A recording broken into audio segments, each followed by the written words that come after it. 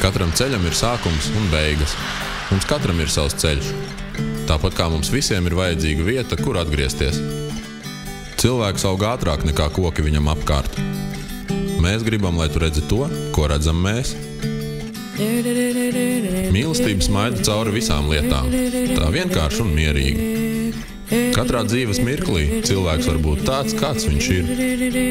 Tā ir vieta, kur justies piederīgam. Vieta, kur var justies ērti un nepiespiest. Rast iedvesmu.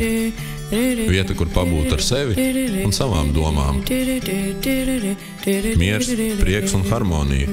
Pārsteigums un iedvesma. Vienkāršība, cilvēcība un uzticība. Mūsu iedvesmo emocijas, kuras rodas mājās.